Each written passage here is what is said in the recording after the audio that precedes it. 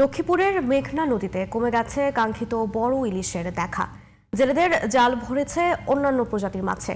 মৎস্য বিভাগ বলছে ইলিশের স্বল্পতা সাময়িক, খুব শিগগিরই জালে উঠতে পারে কাঙ্ক্ষিত বড় ইলিশ। লক্ষ্মীপুর প্রতিনিধি ABM নিজামুদ্দিনের তথ্য ছবিতে বিস্তারিত জানাচ্ছেন সোহেল আহমদ।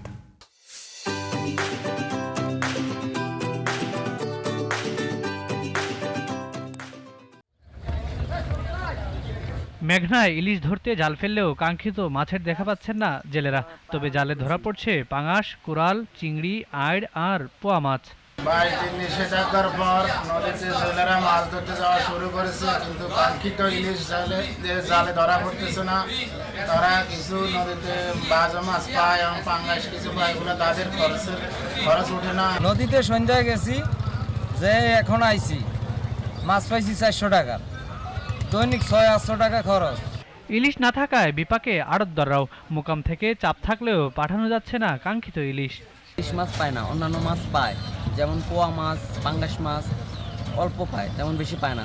যা পায় তার চেয়ে বেশি খরচই হয়। এরা অবশ্য বসে বসে খাইতেছে, আমরা আমাদের ব্যবসা দিন দিন ডাউনের দিকে যাইতেছি। এই হচ্ছে আমাদের ব্যবসার অবস্থা, আর কোনো গতি নেই আমাদের। আবহাওয়া আর জোয়ার ভাটার কারণে বড় ইলিশ এখন কম, তবে খুব শিগগিরই ইলিশ ধরা পড়বে বলে আশা জেলা মৎস্য কর্মকর্তার। ইলিশ এখন একটু কম পাওয়া যাবে এই জন্যে, কারণ ইলিশ হচ্ছে একটা মাইগ্রেটরি ফিশ, কারণ তারা ডিম ছাড়ার জন্য নদীতে আসে, আবার ডিম ছাড়া শেষ হইলে কিন্তু তারা সাগরে চলে যায়। আবার যখন বড় হয়ে আবার পরিপূর্ণ প্রজননক্ষম হবে তখন আবার নদীতে প্রাচুর্যতা দেখা দেবে। Sohel Ahmed, GTV news.